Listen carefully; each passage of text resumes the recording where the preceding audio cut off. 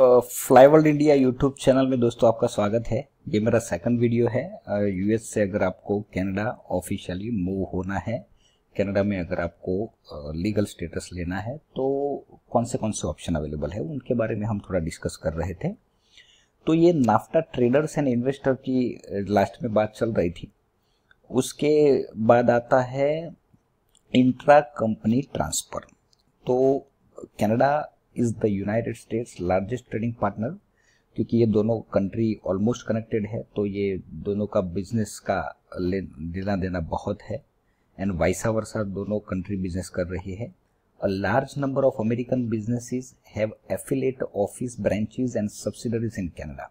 The intra-company transfer program allow international businesses to bring key employees to Canada without the requirement to obtain a LMIA.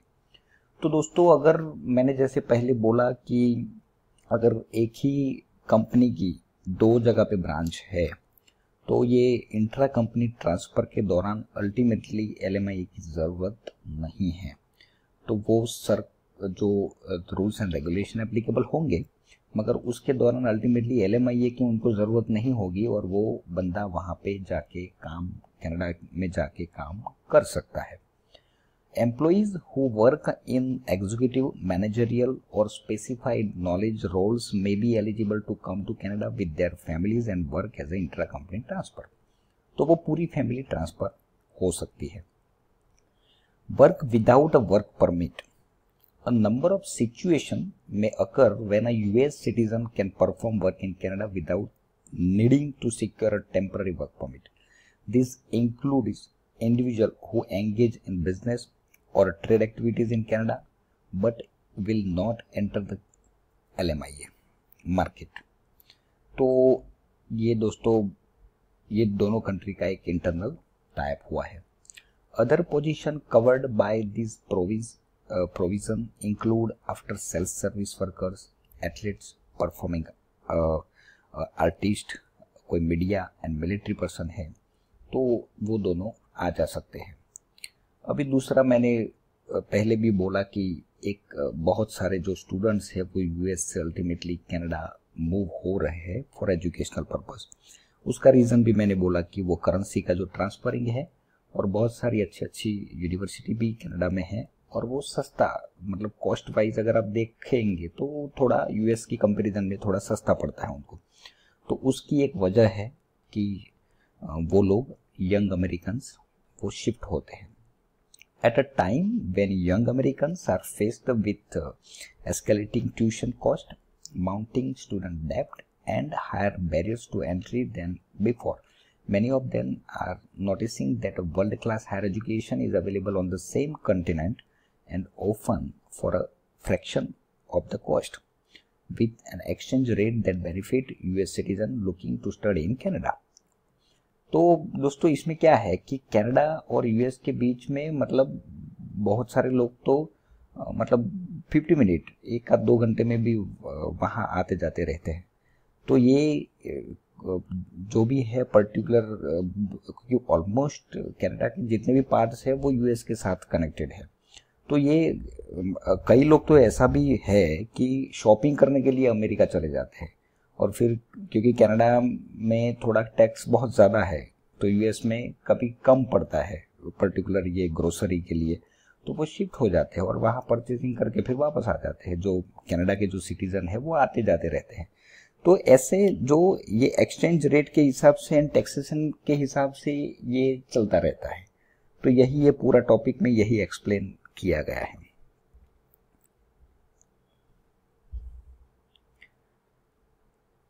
अभी permanent immigration to Canada, अगर आपको permanently move होना है तो दोस्तों जो India से हम करते हैं ना वही चीज एप्लीकेबल होगी। एक्सप्रेस एंट्री को आपको चूज करना पड़ेगा। A major advantage with the express entry immigration selection system is that applications are processed within 6 months. Through express entry, American citizen can go from merely thinking about moving to Canada to living and working here as a permanent resident in well under a year. Moreover, American citizens typically have a strong chance of being invited to apply for permanent residence through express entry. तो American citizen अगर PR की process मतलब follow करता है, express entry में अपना data submit करता है, तो उनका चांस पहले आएगा दोस्तों। Thanks to strong language skills, the probability of having obtain skill, work experience and higher educational that may have completed earlier in life. अगर आपने पहले प्रॉपरली काम किया है यूएस में, आपके पास कोई एक्सपीरियंस है, एंड अल्टीमेटली ये सारे एजुकेशनल उनके एक अलग से बेनिफिट होते हैं, तो उसकी वजह से उनको वहाँ पे इजीली काम भी मिल जाता है।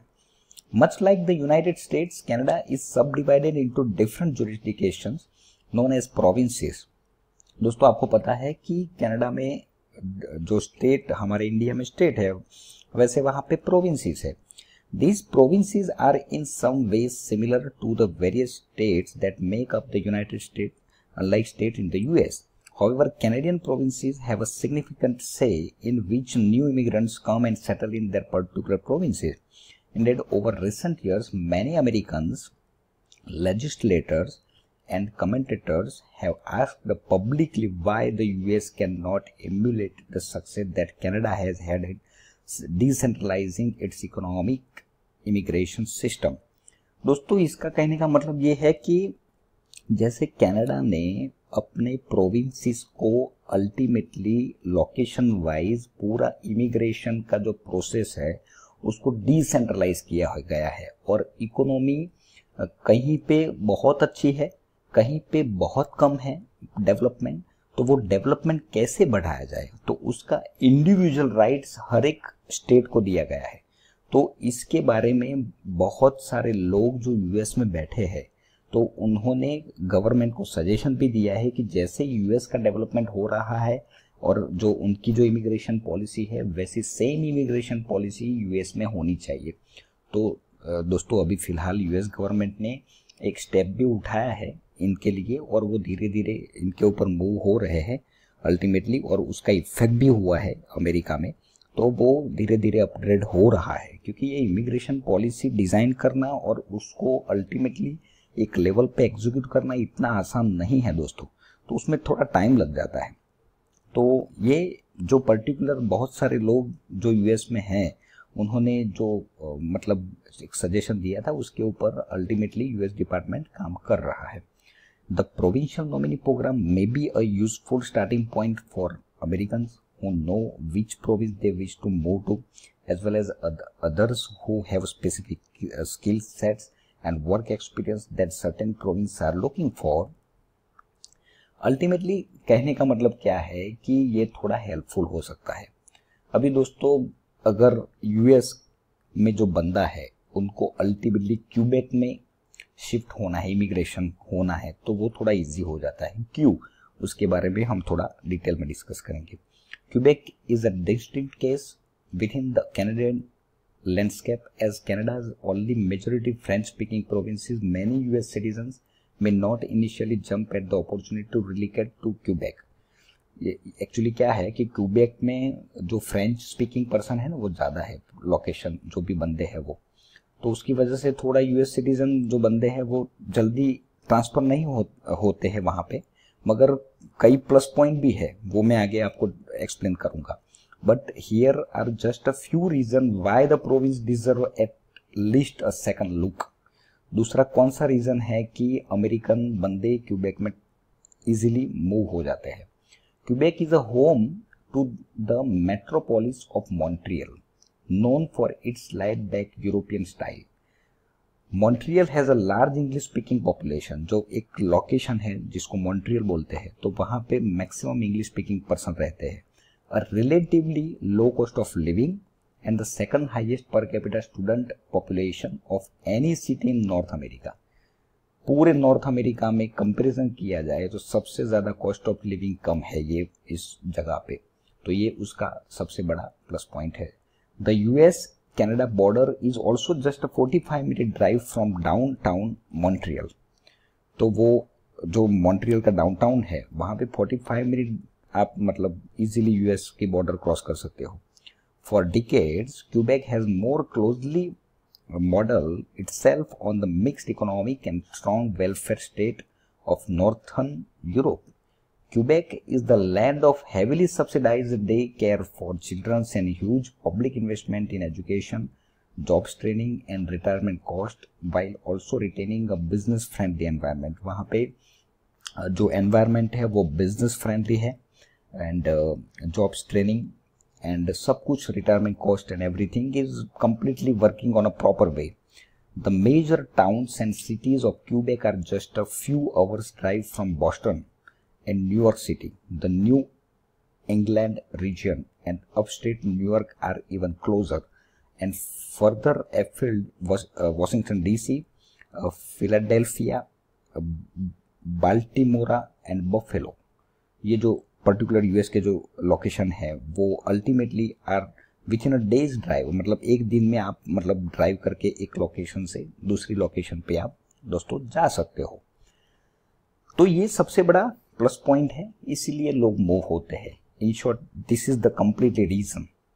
अभी जो spousal and common law sponsorship है, a large percentage of American immigrants to Canada arrive after being sponsored by a Canadian spousal or common law partner. Canada में and US after all are the best of neighbors, दोनों neighbors है, and many Americans and Canadians become the best friends, दोनों friends है।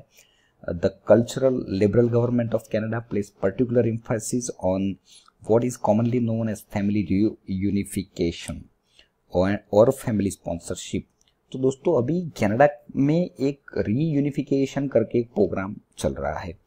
तो जो Canada है ना वो पूरी इकोनॉमी उनके ऊपर खड़ी है, क्योंकि कनाडा खुद चाहता है कि पूरी फैमिली साथ में रहे और मतलब तो ये जो स्पॉन्सरशिप के बारे में वो थोड़ा लिबरल है ultimately. And spousal common law route is one pathway to Canadian immigration under this category. The government is also working on reducing processing time under this immigration category. तो गवर्नमेंट खुद चाहती है कि फैमिली अच्छी तरह से मतलब कंबाइन होके यहाँ पे शांति से काम करे और पूरा इकोनॉमी में, क्योंकि अल्टीमेटली प्रॉपरली अगर पूरी फैमिली साथ में रहेगी, रीयूनिफिकेशन और फैमिली स्पॉन्सरशिप, क्योंकि ये इमिग्रेशन का दोस्तों जो प्रोसेस होता है ना वो अल्टीमेटली बहुत लेंदी होता है, तो उसमें टाइम भी लग जाता है। तो अभी इसके ऊपर कैनेडियन गवर्नमेंट कॉन्सेंट्रेट करके अल्टीमेटली जो भी आप फाइल सबमिट करते हो वो थोड़ा फास्ट मतलब जजमेंट देंगे कनाडा के साइड से।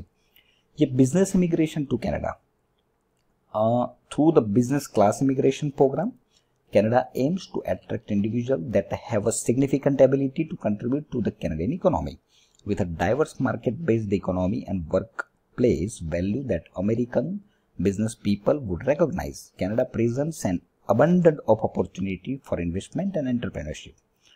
तो एक दूसरा भी एक वे है अगर अल्टीमेटली आपको शिफ्ट होना है तो, जिसको बोलते हैं बिजनेस क्लास इमिग्रेशन प्रोग्राम।